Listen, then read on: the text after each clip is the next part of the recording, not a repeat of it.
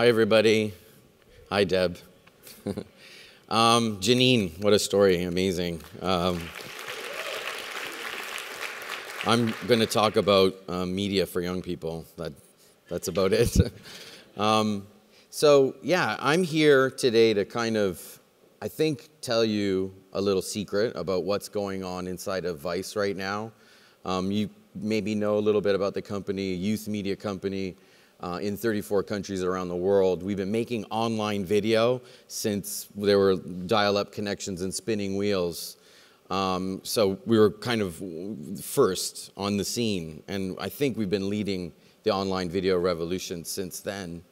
And today's impossible breakthrough and the secret, or the inside gossip I want to show you or tell you today, is how the company is transforming from digital online video to linear television.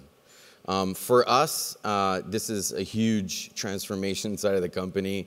It's happening very, very quickly. I'm talking about this is all in the last 6 months. So now I have 5 jobs because now I have to handle all this television stuff. So today I want to tell you how this is happening, and I want to tell you why. And I'm going to say the why first. We want to be on all screens. We started as a print magazine, but we weren't going to stay a print publication.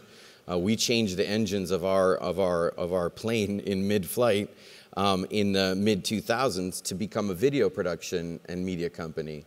And now television is adding to that richness. We were selected at Sundance for our first feature film, and we actually won for U.S. dramatic competition. And so film is coming next. So online, desktop, mobile, television now, and soon film in a major, major way. So how did this happen? We've been making shows, online shows for years. And we make them across a bunch of different channels that we have. And we make all kinds of them. So there's action sports shows, there's music shows, there's art and creativity shows. You know, we've been basically operating as a kind of franchise development studio since the mid-2000s and the spinning wheels. But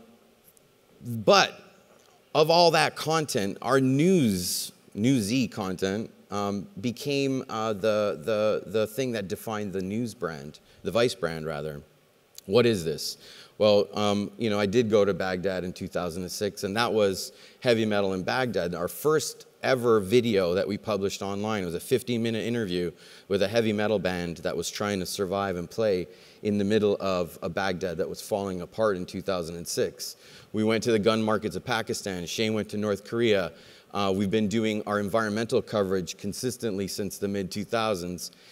This kind of newsy stuff is the stuff that really started popping and getting the big video views. It's the thing that's led our success on the YouTube platform, for instance.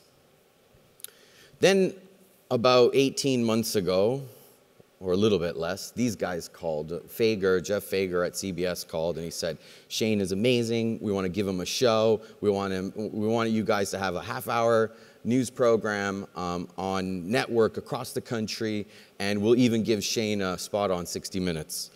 So he felt really good, and we were all excited. But then these guys called. And the conversation changed a little bit because they said you can swear. And to us that was a little bit important because it was, you know, it was important to swear sometimes. So we ended up doing the deal with HBO, and last year was the first season of our Vice show on HBO. It was nominated for an Emmy in its first season. We didn't win, but we were nominated. And this show, I don't know if you've seen it, I'm going to show you a clip. This show really defines the mission of Vice as a youth media company trying to bring news content to young people in a fresh way. And yes, Shane is good on camera.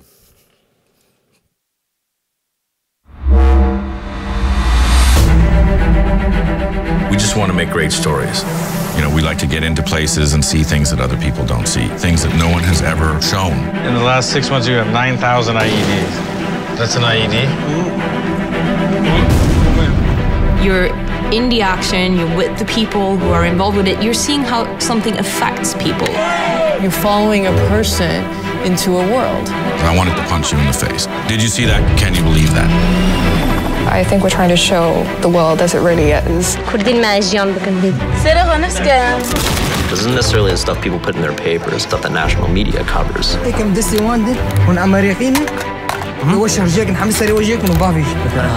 Figure out what they're saying, because I think something might be an issue. What you're going to see on Vice is not going to be sanitized. There's a lot of things that are happening out there. Somebody should be saying something about this. What are the big important questions to ask here? So this is in a favela called Rocinha, which is being pacified. Are you here with the consent of the population? Aqui é processo e operações militares. To be able to go out into the world and see these things, it gives you an incredible perspective. Hanging out the front door of the palace. Looks like they're trying to bust it down. We have a lot of stories that are going to really have people sitting up and taking notice of what's happening today globally. Apparently there's cameras there. I think that's a camera right there.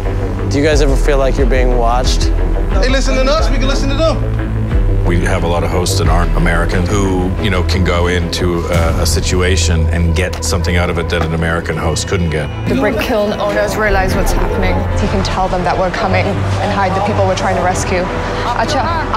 If I can go somewhere and say to someone, I'm willing to spend 4 or 5 weeks with you, living exactly as you live, that gets me access that a full crew or a team wouldn't be able to get. What can you shoot down with this? Helicopters, MiGs? Everything. These are young documentary filmmakers who are offering a look at these countries that you wouldn't see anywhere else.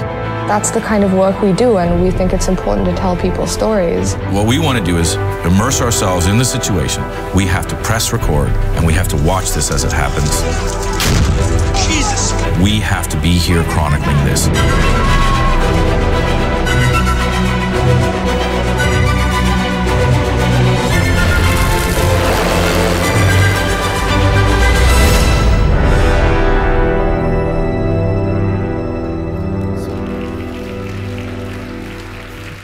Thanks. So we were just picked up for 2 seasons in one go, which they told me is a rare thing. I think Game of Thrones was the last show HBO picked up a double order for. The TV people in the room can call bullshit on that, but I think that's the truth. And we didn't win an Emmy but in our first season, but maybe we will this year. But it really doesn't matter. The Academy this week honored us for programming that has a social conscience. And that's a huge vote of confidence for us and very important. So what's happening now? That show that you saw is traveling the globe. It is being sold in different territories around the world, but it's not just being sold into those territories. We're actually joining forces with other channels like Sky in Italy on TG24, which is their big news channel.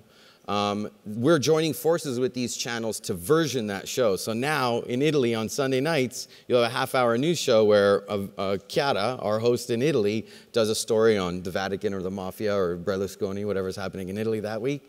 And then there's a segment from the HBO show. And this is going to happen, and you're going to see this pop up in UK next, in Germany next. I'm going to France next week to close a deal with French public television. So television and news is coming to young people all over the world. Vice television. What is the secret thing? Well, behind that Vice show, there's about 6 new television formats that we are going to bring to linear. These things don't come off our online channels. They stay on the online channels, but now they have a 30 or a 60-minute format that is going to be sold to TV in this country and around the world. I'm going to show you quickly a couple of the new formats that no one's really seen before. Fresh Off the Boat with Eddie Wong is our food format. Motherboard is a first studio format for us, a tech show. And then Toxic is our environmental coverage, proving that young people care about the environment and the planet. They believe in climate change. And environmental content doesn't need to be boring.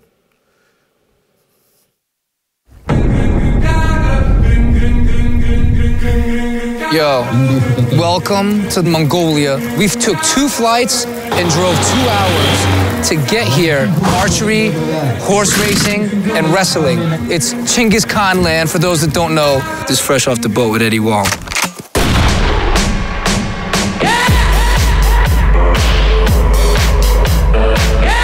I knew that my life was not going to be revolving around a career as a chef. I had a lot of things to say about the Asian American experience and the experience as a human globally. Ready. I saw that food had power as an entry point, and the plate has a place as ground zero for understanding and observing the clash of today's civilizations. Fresh Off the Boat is about cities in transition from Detroit You know, what happened to Packer plant that is now taking place throughout the entire world? To London. You could almost stand up them days and go, my dad's a bank robber, and it'd be accepted.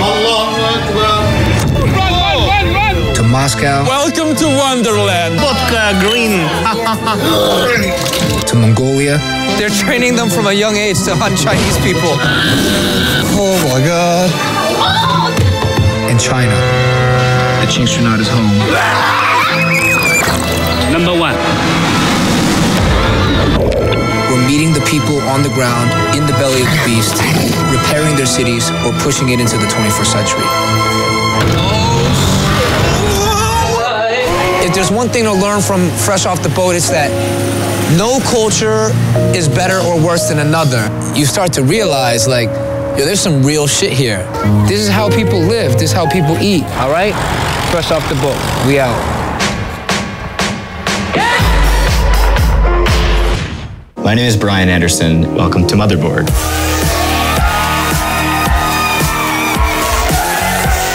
We're going to cut to a clip here of the fastest electronic bike on Earth. We waited to bring this bike out when the time was right. There's no real eco-pressing need to make an electric bike. They're doing it because it's cooler, because you can haul ass with it. You know, there are people on this planet right now who are living the same way that their ancestors did in the Stone Age, and then there are people that are riding high-speed electric motorcycles. That's the world that we live in. So a smart rifle is merely the integration of modern technology with a formerly traditional pursuit. It's what all guns are going to operate like. Its existence terrifies me. In Star Trek, they don't have weapons like that. They have tasers. Like, that's the evolved approach to weaponry, a peaceful way of subduing something. Speaking of peacefully subduing things, so the future of marijuana. Are you in the Silicon Valley of weed? We are the Silicon Valley of weed. What is going to happen to this generation of people that are smoking this insane weed? You know, like, what are the ideas? What is, like, the cultural movement that comes with it? Is it dubstep? Because we're fun. The technology is injecting nuance into your high. The idea is that we are going to hack our bodies in all ways. This has been Motherboard. We will see you on the other side.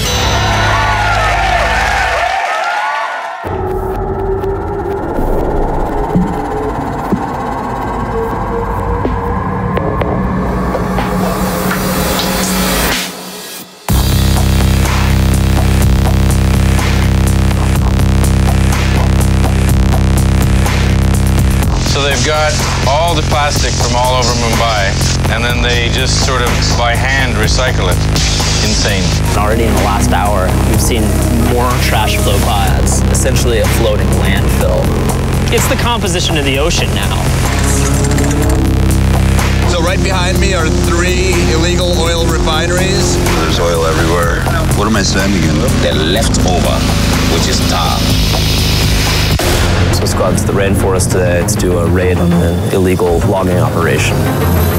We have tons of this very toxic chemical being released in Sarnia every year. If you ever wonder what happens to computers that you donate to one of those green e-recycling programs, this is basically it. The hotter it gets, the more fires. The more fires, the more soot, the more soot, the more dark ice, the more dark ice, the more... So if we don't do something to stop climate change, what happens? You can't cut a deal with Mother Nature. I mean, this is not arms control or this is not trade agreements. There is no plan B because there's no planet B. Holy fuck.